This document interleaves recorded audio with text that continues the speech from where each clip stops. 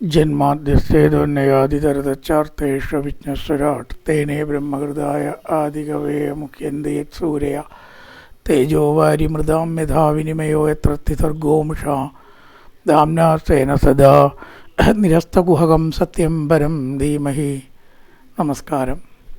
സനാതന ധർമ്മസംഹിതകളിലെ വിജ്ഞാനശകലങ്ങൾ പങ്കുവയ്ക്കാനായുള്ള നാദശ്രീ ചാനലിൻ്റെ മറ്റൊരു എപ്പിസോഡിലേക്ക് എല്ലാവർക്കും സ്വാഗതം.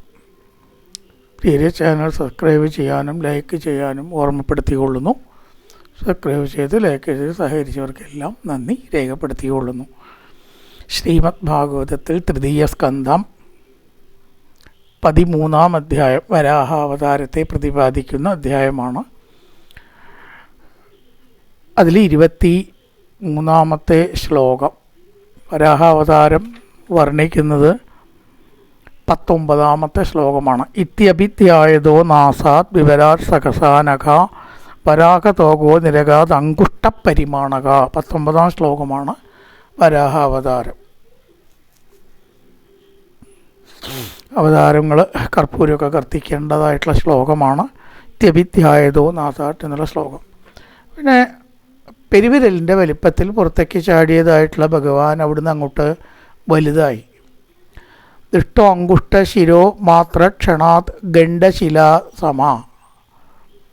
അങ്കുഷ്ടമാത്രം പെരുവിരൽ മാത്രം വലിപ്പമുള്ളതായിട്ടുള്ള ഭഗവാൻ ക്ഷണം കൊണ്ട് തന്നെ പർവ്വതാകാരനായി. ശില ഗണ്ഡശിലാസമ, പർവ്വതാകാരനായി. അതിനുശേഷം അത് വലുതായി. എൻ്റെ മനസ്സിനെ വേദനിപ്പിക്കുകയാണോ എന്തോ എന്നൊക്കെ ഇങ്ങനെ ചിന്തിക്കുകയാണ്. അഭിസിത് ഭഗവാനേഷ സ യജ്ഞോ മേ ഖേദയൻ മന. യജ്ഞമൂർത്തിയായിട്ടുള്ള ഭഗവാൻ തന്നെയാണോ ഇത്? പെട്ടെന്നൊരു സംശയം.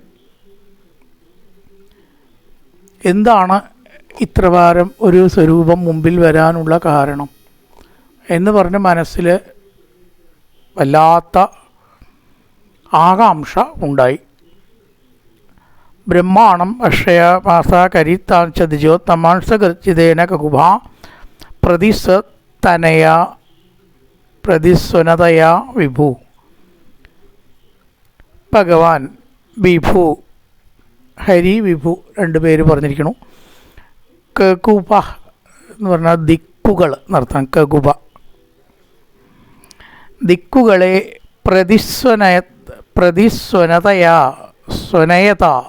സ്വനയത ശബ്ദിപ്പിച്ചുകൊണ്ടിരിക്കുന്ന.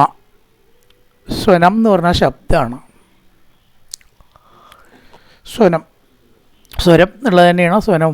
രണ്ടും ഒരർത്ഥമാണ്. അപ്പം അതിനിവിടെ വെർബാക്കിയിരിക്കണം സ്വനയതൻ.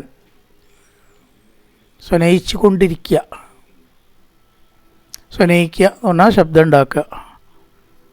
പ്രതിസ്വനയത പ്രതിശബ്ദിക്കുന്നതായ സഗർജിതേന തൻ്റെ ഗർജനത്താൽ. ഗർജനത്തിൻ്റെ പ്രതിഫലം ഇങ്ങോട്ട് വരുന്നുണ്ട്, റിഫ്ലക്റ്റ് ചെയ്തിട്ട്. മലയുടെ അവിടെയൊക്കെ പോയിരുന്ന് പറഞ്ഞാൽ അതിൻ്റെ എക്കോ ഇങ്ങോട്ട് കേൾക്കുന്നത് പോലെ ഈ ഗർജനത്തിൻ്റെ എക്കോ അന്തരീക്ഷത്തിൽ നിന്ന് ഇങ്ങോട്ട് തന്നെ വരുന്നുണ്ട്. പ്രതിസ്വനയത, സ്വനയത ശബ്ദിപ്പിക്കുക. തൻ്റെ ഗർജനത്താൽ ബ്രഹ്മാണം ബ്രഹ്മാവിനെയും താൻ ദ്വിജോത്തമാൻ ബ്രാഹ്മണരെയും, ബ്രഹ്മാവിനെയും ബ്രാഹ്മണനെയും സന്തോഷിപ്പിച്ചു. അവർക്ക് മനസ്സിലായത് ഭഗവാന്റെ അവതാരമാണ്. സന്തോഷിക്കാനല്ലേ ഉള്ളൂ. സജ്ജനങ്ങൾക്ക് ഭഗവാനിൽ നിന്ന് നല്ല അനുഭവമേ ഉണ്ടാവുള്ളൂ. അതുകൊണ്ട് അവർ സന്തോഷിച്ചു. ഇത് തീർച്ചയായിട്ടും ഭഗവാന്റെ കാരുണ്യത്താലുള്ള അവതാരമാണ് എന്ന് അവർ കരുതി. ബ്രഹ്മാണം ബ്രഹ്മാവിനെ ഹർഷയാമാസ കരിം സ്ഥാച്ച ദ്വിജോത്തമന്മാരെയും ബ്രഹ്മാവിനെയും സന്തോഷിപ്പിച്ചു. സ്വഗർജിതേന കകുഭ പ്രതിസ്വനയത വിഭു. പ്രതിസ്വനയത വിഭു. സ്വനയത വെർബാണ്, ശബ്ദിപ്പിക്കുന്ന, ശബ്ദിപ്പിച്ചുകൊണ്ട് എന്നർത്ഥം. നിശമ്യത്തെ കർഗരിതം സ്വകേത ക്ഷൈഷ്ണോ മായാമയസൂകരസ്യ ജനസ്തപസത്യനിവാസിനസ്തേ ത്രിഭിപ്പവിത്രമനയോ ഗൃണൻ സ്മ. മായാമയസൂകരസ്യ, മായ കൊണ്ട് എടുത്ത പന്നി സ്വരൂപത്താൽ, മായാമയ സൂകരസ്യ സ്വഖേദക്ഷയിഷ്ണു തങ്ങളുടെ ദുഃഖത്തെ ഇല്ലാണ്ടാക്കുന്നവൻ. ഖേദത്തെ ക്ഷയിപ്പിക്കുക, ക്ഷയിഷ്ണു ക്ഷയിപ്പിക്കുന്ന, ഖേദത്തെ ഇല്ലാതാക്കുന്ന. കർഗരിതം, കർഗർ ശബ്ദം പന്നി അങ്ങനെയാണല്ലോ ശബ്ദം, കർ കർ കർ കർ എന്നാണ്, മുക്കറയിട എന്ന് പറയും. കർഗരിതം, കർക്കർ ശബ്ദത്തെ നിശമ്യ കേട്ടിട്ട്, ദുഃഖത്തെ ഇല്ലാണ്ടാക്കുന്ന കർക്കർ ശബ്ദത്തെ കേട്ടിട്ട്, ജനതപസത്യനിവാസിന, ജനർലോകം, തപർലോകം, തപോലോകം എന്നർത്ഥം, സത്യലോകം എന്നീ നിവാസികൾ. മൂന്നെണ്ണാണ് ഇവിടെ പറഞ്ഞത്, അല്ലാണ്ട് ഉണ്ടാവും. ജനർലോകം, തപോലോകം, സത്യലോകം. വിരാട് പുരുഷനെ വർണ്ണിക്കുന്ന സമയത്ത് പറഞ്ഞു ഉപരിലോകങ്ങളാണ്, ഉപരിലോകങ്ങളാണ് ജനർലോകം, തപോലോകം, സത്യലോകം ഇതൊക്കെ. അപ്പം അവിടെ വസിക്കുന്ന മുനയ മഹർഷിമാർ പവിത്രൈ ത്രിഭി, പരിശുദ്ധങ്ങളായ 3 വേദങ്ങളെ കൊണ്ട്, ത്രിഭി ഇവിടെയൊക്കെ ശബ്ദത്തിൻ്റെ അർത്ഥമൊക്കെ നമ്മൾ സന്ദർഭത്തിനനുസരിച്ചിട്ട് എടുക്കണം. ത്രിഭി എന്ന് പറഞ്ഞാൽ 3 എന്നേ ഉള്ളൂ, വേദം എന്നിപ്പോൾ അതിൽ വരുന്നില്ലെങ്കിലും അങ്ങനെ എടുക്കണം എന്നാണ്. 3 വേദങ്ങളെ കൊണ്ട് സ്തുതിച്ചു. എന്താ 3 വേദങ്ങൾ? 4 വേദമല്ലേ ഉള്ളത്? നേരത്തെയൊക്കെ പറഞ്ഞ കാര്യമാണ്. ഋക്ക്, യജുസ്, അഥർവം, സാമം. ഇതിൽ ഋക്കും യജുസും സാമവുമാണ് ഉത്തമ വേദങ്ങൾ എന്ന് പറയപ്പെടുന്നത്. അത് 3 മതി ഒരുവിധമൊക്കെ. അഥർവം ഇതിൽ പെട്ടതല്ല. 4-ാം വേദക്കാർ നമ്മളൊരു പറയലുണ്ട്. അതിൽ ലേശം നീചവും അധമവും കുറച്ച് അങ്ങനെയൊക്കെയാണ്. ഇന്നത്തെ ഭാഷയിൽ പറച്ച ക്വാളിറ്റി കുറഞ്ഞതാണ്. അതുകൊണ്ടത് വേദം അല്ലാണ്ടാവണമെന്നൊന്നുമില്ല കേട്ടോ. സാധാരണക്കാർക്ക് ഈ 3 വേദങ്ങൾ മതി എന്നാണ്. അപ്പോൾ പലപ്പോഴും ത്രിവേദങ്ങൾ എന്നാണ് പറഞ്ഞു വരുന്നത്. ശരിക്കും 4 ആണെങ്കിലും 4-ാമത്തെ നമുക്കൊന്നും സാധാരണ ഘട്ടങ്ങളിൽ വേണം എന്നില്ലാത്തതാണ്. അസാധാരണ ഘട്ടത്തിലേ 4-ാം വേദത്തിലേക്ക് പോവുള്ളൂ. എന്തോ ആവട്ടെ, ആ വേദങ്ങളെ കൊണ്ട് മഹർഷിമാർ ജനർലോകത്തിലും തപർലോകത്തിലും സത്യലോകത്തിലും ഇരുന്ന ഭഗവാനെ സ്തുതിച്ചു. നിശമ്യത്തെ കർഗരിതം സ്വഖേദക്ഷയിഷ്ണു, ഖേദത്തെ ഇല്ലാണ്ടേക്കുക. ഖേദക്ഷയിഷ്ണു, ഖേദത്തെ ക്ഷയിപ്പിക്കുന്ന, ഇല്ലാതാക്കുന്ന. ആരാ? മായാമയസൂകരസ്യ ജനതപസത്യനിവാസിനസ്തേ ത്രിഭി, 3 വേദങ്ങളാൽ പവിത്രങ്ങളായ പവിത്രൈ ത്രിഭി മുനയോ ഗൃണൻ സ്മ. തേഷാം സദാം വേദവിധാനമൂർത്തിർബ്രഹ്മാവതാര്യ ആത്മഗുണാനുവാദം വിനദ്യ ഭൂയോ വിബുധോദയായ ഗജേന്ദ്രലീലോ ജലമാവിവേശ. വേദവിധാനമൂർത്തി, വേദം കൊണ്ട് വേദത്തിൽ വിസ്തരിക്കപ്പെട്ടുന്ന കർമ്മസ്വരൂപൻ. തേഷാം സദാം, ആ സജ്ജനങ്ങളുടെ, സദാം സജ്ജനങ്ങളുടെ ആത്മഗുണാനുവാദം, സത്വഗുണത്തെ അനുവദിക്കുന്നതായ ബ്രഹ്മ വേദത്തെ അവതാര്യ ധരിച്ചിട്ട്, സ്തുതി സ്വീകരിച്ചിട്ട് എന്ന് ചുരുക്കം.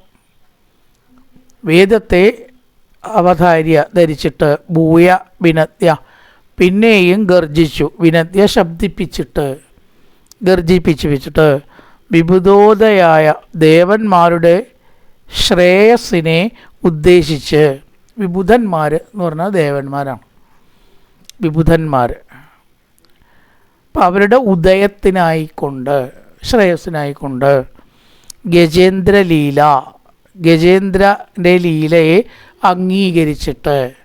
ഒരാന എപ്രകാരമാണോ വെള്ളത്തിൽ ലീലാവിലാസങ്ങൾ കാട്ടിക്കൂട്ടുന്നത്, ആന പോലെ എന്നർത്ഥം ഗജേന്ദ്രലീല.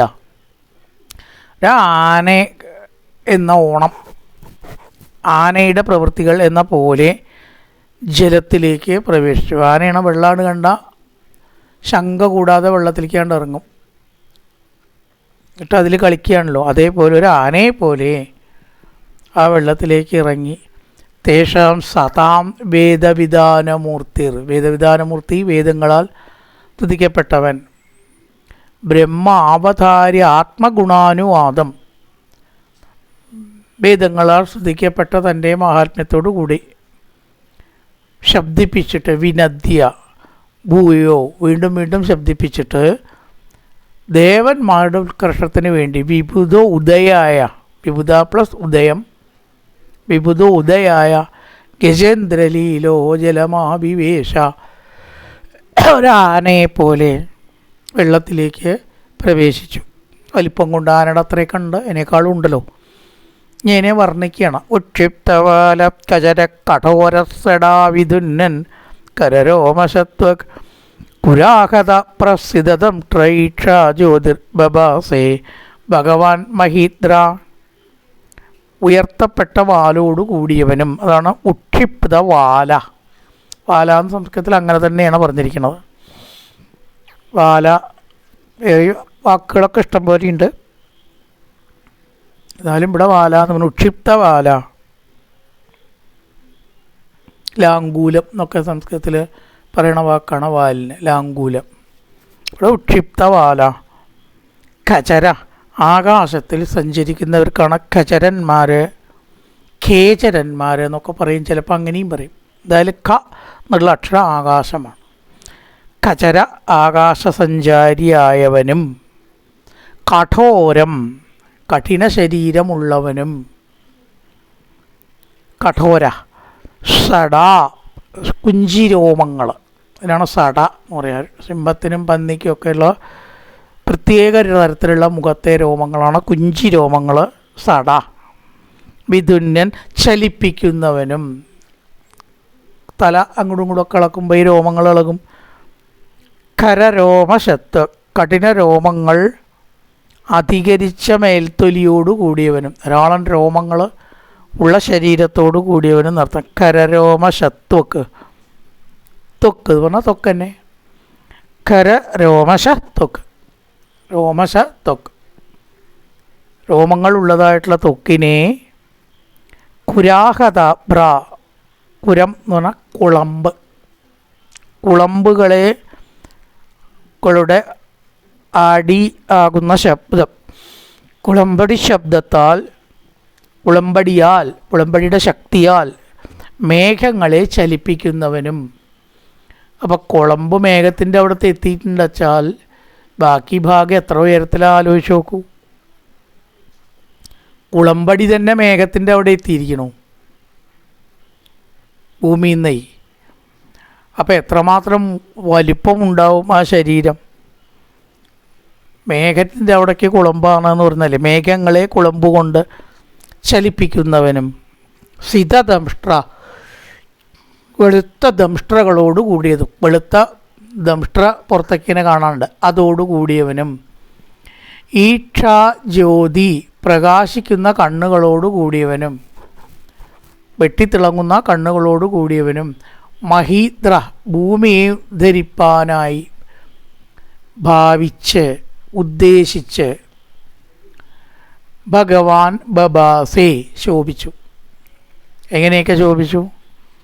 ഉയർത്തപ്പെട്ട വാലോടുകൂടിയവനും, ഉക്ഷിപ്തവാല കചര ആകാശസഞ്ചാരിയായിരിക്കുന്നവനും, കഠോരം ബലമുള്ള ശരീരത്തോടു കൂടിയവനും, സടാ വിധുന്നൻ രോമങ്ങളെ ചലിപ്പിക്കുന്നവനും, കരരോമശത്ത് കഠിന രോമങ്ങളോടു കൂടിയതും, കുളമ്പുകളെ കൊണ്ട് ആകാശത്തിൽ മേഘങ്ങളെ ചലിപ്പിച്ചുകൊണ്ട്. കുരാഹത അബ്ര, അബ്ര എന്ന് പറഞ്ഞാൽ മേഘങ്ങളാണ്, അബ്രപാളി മേഘങ്ങൾ.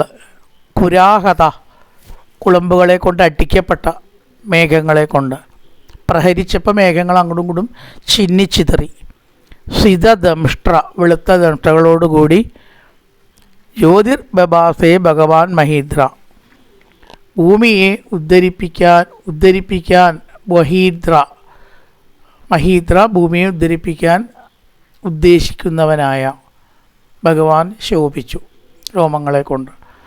ക്രണേന പൃഥ്വ്യാ പദബിംബിജിക്രൻ ക്രോഡാപദേശ സ്വയമധ്വരാംഗ കരാളദംഷ്ട്രോപി അകരാളദൃഭ്യാം ഉദ്ദീക്ഷ്യ വിപ്രാൻ ഗണതോ വിശത്കം ക്രോഡാപദേശ. പന്നിയുടെ രൂപത്തിലിരിക്കുന്ന സ്വയം അധ്വരാംഗ, അധ്വരം യജ്ഞം. ശുനീവ ഹുയ അധ്വരേ, രാമായണത്തിൽ പല ദിക്കിലുണ്ട്. യാഗത്തിൽ വെച്ച നേദ്യം കുറുക്കം കൊണ്ടുപോകണമല്ലേ രാവണ, എന്നെ നീ കൊണ്ടുപോയത് സീത പറയുന്നുണ്ട്.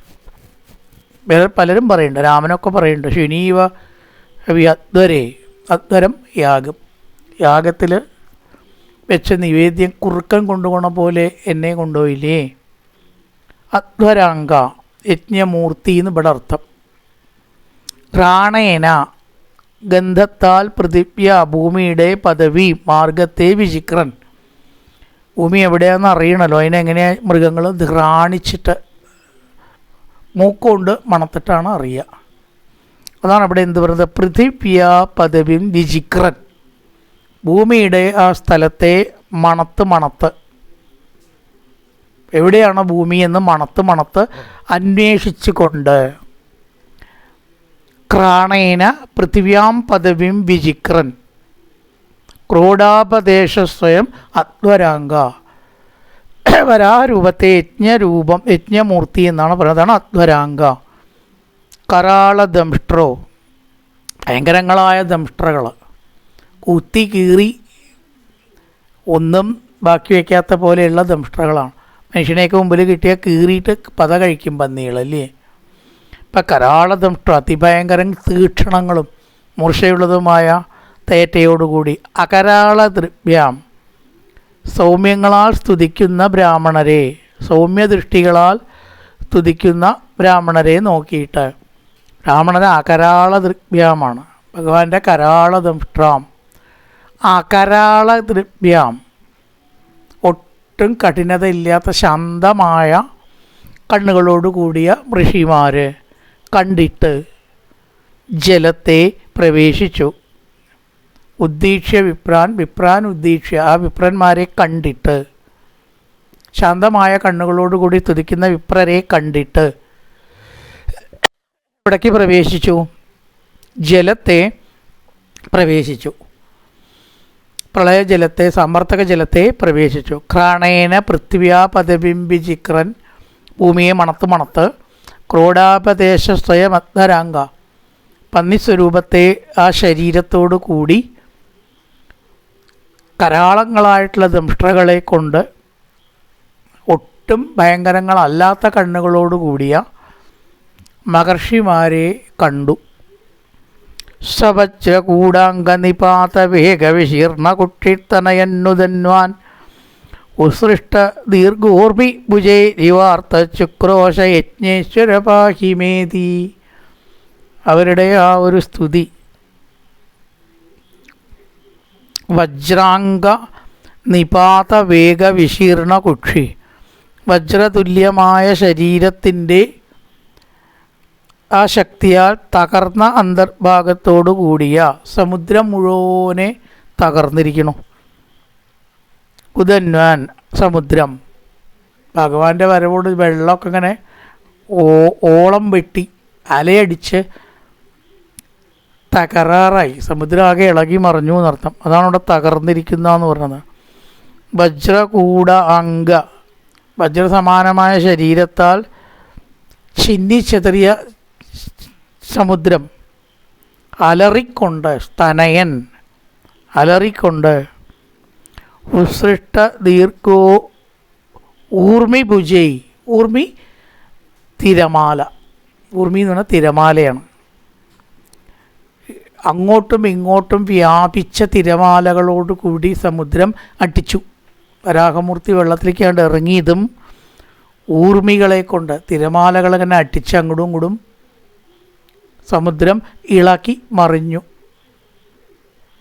കേട്ടോ, ദുഃഖിതൻ എന്ന പോലെ, ആർത്ത ഇവ, വല്ലാതെ ദുഃഖിതൻ എന്ന പോലെ എന്തു പറഞ്ഞു? അല്ലോ യജ്ഞേശ്വര, എന്നെ രക്ഷിക്കണേ. വെള്ളത്തിലേക്ക് ഇറങ്ങിയിട്ട് മുഴുവനെ വറ്റിക്കുകയോ കുടിക്കുകയോ ചെയ്ത എന്താ വരാഹമൂർത്തിക്ക് ചെയ്തുകൂടാത്തത്? ഈശ്വരനാണ്. അപ്പോൾ സമുദ്രത്തിൻ്റെ നിലനിൽപ്പ് തന്നെ അപകടത്തിലാവുമോ എന്ന് പേടിച്ചു സമുദ്രം. സമുദ്രത്തിനെയൊക്കെ പേടിപ്പിക്കാൻ ആർക്കെങ്കിലും കഴിയുമോ ഈ ലോകത്തിൽ? അതന്നെ അപാരമാണ് അല്ലേ? പക്ഷേ ഭഗവാന് കഴിയുന്നതാണ്. അത് താഴാണല്ലോ ഇതൊക്കെ സൃഷ്ടിച്ചുണ്ടാക്കിയത്.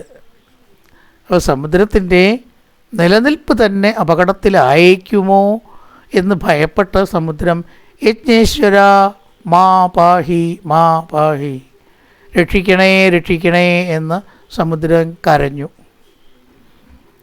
ഉസ്തൃട്ട ദീർഘോർമി ഭുജൈ, കോളങ്ങളാകുന്ന തിരമാലങ്ങളാകുന്ന കൈകളെ കൊണ്ട് ഭയന്ന്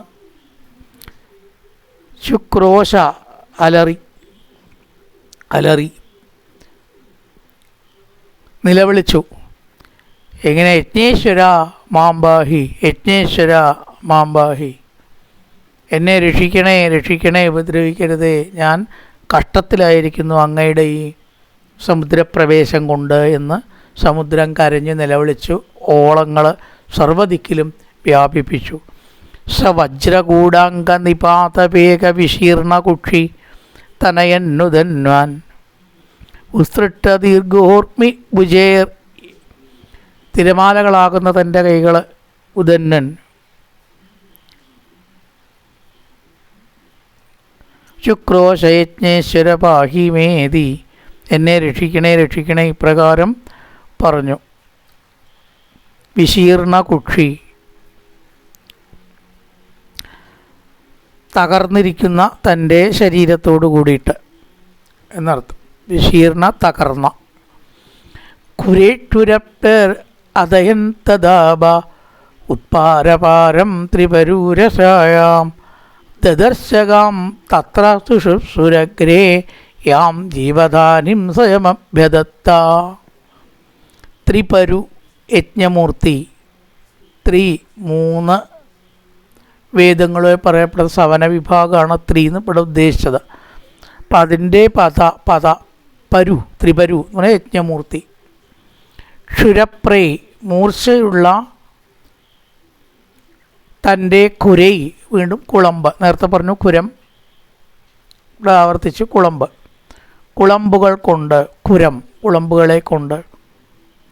ഉത്പാരപാരം, പാരമില്ലാത്തതിനും പാരമുണ്ടാകത്തക്കവണ്ണം.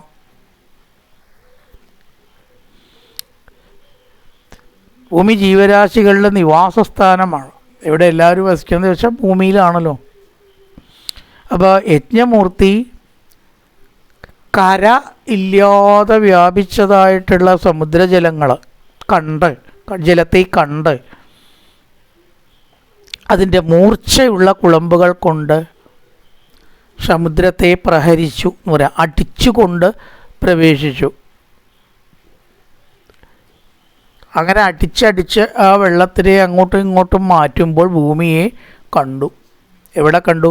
രസാതലത്തിൽ കൊണ്ടച്ചിരിക്കുകയാണ് ഹിരണ്യാക്ഷൻ. ഹിരണ്യാക്ഷനാണ് അപ്പോൾ അതൊക്കെ ഉണ്ടാക്കി തീർത്തത്. ദദർശഗാം, ഭൂമിയെ കണ്ടു.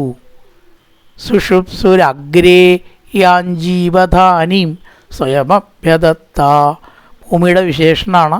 എല്ലാ ജീവജാലങ്ങളും വസിക്കുന്നതായ, അവർക്ക് ആധാരമായതായ ആ ഭൂമിയെ കണ്ടു.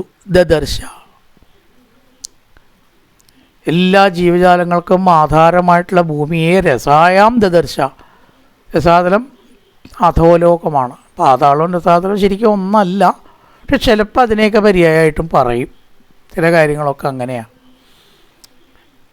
വിസ്തരിച്ചിട്ട് ശരിക്കുള്ള അർത്ഥം പറയുകയാണെങ്കിൽ രസാതലവും പാതാളവും ഒന്നല്ല, രണ്ടും രണ്ടാണ്. പൊതുവേ പറയുമ്പോൾ അങ്ങനെയൊക്കെ പറയാം. രസായാം, രസാതലത്തിൽ, പാതാളത്തിൽ. രസാതലത്തിലാണ് കൊണ്ടച്ചിരിക്കുന്നത്. അവിടെ ഭഗവാൻ ഹിരണ്യാക്ഷൻ കൊണ്ടുവച്ചതായ ഭൂമിയെ കണ്ടു. കുരം കുളമ്പുകൾ. കുരേക്ഷുരപ്പേർ അതയൻ തദാവ ഉത്പാരപാരം ത്രിപരൂരസായാം. വേദസ്വരൂപനായിട്ടുള്ള ഭഗവാൻ, യജ്ഞസ്വരൂപനായിട്ടുള്ള ഭഗവാൻ രസായാം, പാതാളത്തിൽ ഗാം ദദർശ, ഭൂമിയെ കണ്ടു. ദദർശകാം തത്ര സുഷുപ്സുരഗ്രേയാം ജീവധാനീം സ്വയമഭ്യദത്ത. സ്വദംഷ്ടയോത്ഥ്യമഹിന്നിമഗ്നാം സൗത്തിതത്തണ്ടുരുചേരസായ തത്രാതിദൈത്യം ഗതയാ പതന്തം സുനാപസന്ദീപിത തീവ്രമന്യു. പറയണം നിമഗ്ന മഹി, നിമഗ്നാം മഹി, അനുസ്വാരം അവിടെ നിമഗ്നാം, മുങ്ങിയതായിരിക്കുന്ന വെള്ളത്തെ, മഹി ഭൂമി, മോഹി എന്ന് പറഞ്ഞാൽ വെള്ളം, ഭൂമി, മുങ്ങിയതായിട്ടുള്ള ഭൂമിയെ, ജലത്തിൽ മുങ്ങിയതായിട്ടുള്ള ഭൂമിയെ, രസായ പാതാളത്തിൽ നിന്ന്, സ്വദംഷ്ട്രയ തൻ്റെ ദംഷ്ട്ര കൊണ്ട്, ഉദ്ധൃത്യ പൊക്കി ഇങ്ങോട്ട് എടുത്തു, ഒരു പന്തെടുക്കണ പോലെ അത്ര അനായാസേന. സ്വദംഷ്ട്രയ രസായ ഉദ്ധൃത്യ, രസാതലത്തിൽ നിന്ന് അല്ലെങ്കിൽ പാതാളത്തിൽ നിന്ന്, ദംഷ്ട്രയ ഉദ്ധൃത്യ പാതാളത്തിൽ നിന്ന് ഉദ്ധരിച്ചിട്ട്, ഉത്ഥിത സ ഉയർന്നു വരുന്ന വരാഹമൂർത്തി എന്തു ചെയ്തു? സംരുരുചേ ഏറ്റവും ശോഭിച്ചു. ഭൂമിയെ പൊന്തിച്ചതായിട്ടുള്ള വരാഹമൂർത്തി വളരെയേറെ ശോഭിച്ചു. തത്ര അസഹ്യവിക്രമം വൃന്ദാനം, വളരെയേറെ വിക്രമങ്ങളും പരാക്രമങ്ങളും അവിടെ പ്രകടിപ്പിച്ചു. ഗതയാ ആപദന്തം, ഗത കൊണ്ട് വരുന്നതായ ആദിദൈത്യം ഹിരണ്യാക്ഷനെ കണ്ടു. ദേഷ്യത്തോടു കൂടിയിട്ട് അവനെ നേരിടുകയും ചെയ്തു. സുനാപസന്ദീപിത തീവ്രമന്യു, സുനാപസന്ദീപിത തീവ്രമന്യു, ആ ആദിദൈത്യനെ കണ്ടു. ഉത്ഥിത സൻരുചേ, ഭൂമിയെ തേറ്റമേൽ പൊന്തിച്ചുകൊണ്ട് വളരെയേറെ ശോഭിച്ചു. ഗത കൊണ്ട് ചാടി വരുന്ന ആദിദൈത്യനെ സുനാപസന്ദീപിത, സുദർശനത്താൽ പ്രകാശിപ്പിക്കപ്പെട്ട കഠിനകോപത്തോടു കൂടിയവനായിട്ട്, തൻ്റെ കയ്യിൽ ചക്രമുണ്ട്, ചക്രം ആക്രമിക്കാനുള്ളതാണെന്ന് അസുരനറിയാം, അറിയാലോ. അപ്പോൾ ഈ ചക്രത്തിനെ കണ്ടപ്പോൾ ദേഷ്യം വന്നു, തന്നെ ആക്രമിക്കാൻ വന്നിരിക്കുകയാണല്ലേ. ദേഷ്യം കൊണ്ട് സുനാഭസന്ദീപിത തീവ്രമന്യു, ചക്രം കൊണ്ട് എന്നെ നേരിടാനാണ് അപ്പോൾ ഭാവം എങ്കിൽ ഞാൻ കാണിച്ചു തരാം, അതിനെ എങ്ങനെ നേരിടുമെന്ന് ഞാൻ കാണിച്ചു തരാം, എൻ്റെ ഒരു ചക്രവും കോപ്പും എന്ന ഭാവത്തിൽ ആ ചക്രത്തെ വളരെയേറെ ദേഷ്യത്തോടു കൂടി നോക്കിയ സന്ദീപിത തീവ്രമന്യു, ആയുധെടുത്തിട്ട് എന്നെ നേരിടാം എന്ന് വിചാരിച്ചിട്ടുണ്ടെങ്കിൽ എനിക്ക് തെറ്റി എന്ന ഭാവേന ക്രോധത്തോടുകൂടി ഹിരണ്യാക്ഷൻ ആ ചക്രത്തെ നോക്കി. സ്വദംഷ്ട്രയോദ്ധൃത്യമഹീം നിമഗ്നാം സ ഉത്ഥിത സൻരുചേ രസായ, പാതാളത്തിൽ നിന്ന് ഭൂമിയെ പൊന്തിച്ചു കൊണ്ടുവന്ന് വരുന്നതായിട്ടുള്ള ഭഗവാൻ ഒരു പ്രത്യേക തേജസ്സോടുകൂടി കാണപ്പെട്ടു. ചക്രം കയ്യിൽ കണ്ടപ്പോൾ ഹിരണ്യാക്ഷൻ അത്യധികം ദേഷ്യപ്പെട്ടു. തത്ര ആദിദൈത്യം ഗതയാ പതന്തം, തൻ്റെ കയ്യിലുള്ളത് ഗതയാണ്, ദൈത്യൻ്റെ കയ്യിൽ, ഇവിടെ ചക്രവും. സുനാപസന്ദീപിത തീവ്രമന്യു ജഘാനരുന്ധാനം അസഹ്യവിക്രമം സലീല ഏഭം മൃഗരാടിവംബസി തദ്രക്തപങ്കാങ്കിതഗണ്ഡതുണ്ടോ യഥാ ഗജേന്ദ്രോ ജഗതിം ബിബിന്ദൻ. അങ്ങനെ ശക്തിയായിട്ട് ദേഷ്യപ്പെട്ട് എന്തുണ്ടായി എന്ന് പറയണം. അംബസി ജലത്തിൽ, സിംഹം എന്ന പോലെ, സിംഹം ഇവ, സിംഹം ആനയെ നേരിടുന്നത് പോലെ, ഇഭം എന്ന് പറഞ്ഞാൽ ആനയാണ്, സിംഹം ഇഭം ഇവ, ഒരു ആന സിംഹത്തെ നേരിടുന്നത് പോലെ സംഭരിച്ചു. ആനയും സിംഹമായ ആരാ ജയിക്കുക? സിംഹം തന്നെ, സംശയമില്ലല്ലോ. തൻ്റെ മരണം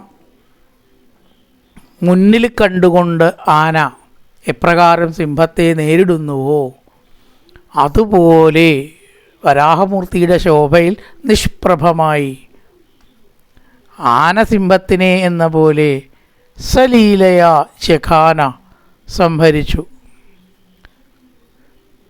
തത് രക്തപങ്ക അങ്കിതഗണ്ഡതുണ്ട, അവൻ്റെ രക്തം വ്യാപിച്ചിട്ട് ജഗതീം പർവ്വതതടത്തിലെ ഭൂമിയെ ബിബിന്ദൻ കുത്തിപ്പിളർക്കുന്ന ഗജേന്ദ്രൻ എന്ന പോലെ മേൽപോട്ട് വന്നു. ഉപമയാണ് കേട്ടോ, കുത്തിപ്പിളർത്തിയിട്ടില്ല. ഭൂമിയെ കുത്തിപ്പിളർത്തുമോ ഭഗവാൻ? അതിനെ രക്ഷിക്കാനാണല്ലോ ഇപ്പോൾ ഈ അധ്വാനമൊക്കെ ചെയ്തത്. അതുപോലെ ഒരു ഉപമ ചെയ്ത് ഇത്രയേ ഉള്ളൂ. ആന എങ്ങനെയാണോ ദേഷ്യം വന്നാൽ ഭൂമിയിൽ കൊമ്പ് കുത്തി അത് പ്രകടിപ്പിക്കും ചിലപ്പോൾ, ഇല്ലേ? ആളെ കുത്താൻ കിട്ടിയില്ല വെച്ചാൽ ഭൂമിയിലേക്കാണ്ട് കുത്തും. അങ്ങനെ പരിപാടിയൊക്കെ ഉണ്ട് അത്ര ആനയ്ക്ക്. അത് ഉപമയുണ്ട് ഇവിടെ. തത് രക്തപങ്കാങ്കിതഗണ്ഡതുണ്ടോ, ഹിരണ്യാക്ഷനെ ആക്രമിക്കലും മുറിവേൽപ്പിക്കലും കഴിഞ്ഞിരിക്കണു. മൃഗരാടിവ, മൃഗരാട് സിംഹം, മൃഗത്തിൻ്റെ രാജാവ്. ഒരു സിംഹത്തിനെ പോലെ കളിയായിട്ട് ഹിരണ്യാക്ഷനെ കുത്തി മുറിവേൽപ്പിച്ചു തേറ്റ കൊണ്ടേ. ഏതുപോലെ? യഥാ ഗജേന്ദ്രോ ജഗതിൻ വിബിന്ദൻ, ഒരാന ഭൂമിയിലങ്ങനെ കുത്തി ദേഷ്യം പ്രകടിപ്പിക്കുന്നത് പോലെ. ശഖാനരുന്ദാനമസഖ്യ വിക്രമം സലീലയേഭം, ഇഭം ലീലയാ പ്ലസ് ഇഭം ലീലയേഭം മൃഗരാടി വംഭസി. രക്തപങ്കാങ്കിതഗണ്ഡതുണ്ടോ യഥാ ഗജേന്ദ്രോ ജഗതിം ബിബിന്ദൻ. ഇനി അവർ തമ്മിലുള്ള യുദ്ധവും ഹിരണ്യാക്ഷവധവും തുടർന്നുള്ള ഭാഗത്തിൽ വർണ്ണിക്കുകയാണ്. കായേന വാചാ മനസേന്ദ്രിയേർവ ബുദ്ധ്യാത്മനാ വാ പ്രകൃതേ സ്വഭാവാൻ കരോതി യദ്യത് സകലം പരസ്മൈ നാരായണായേതി സമർപ്പയാമി.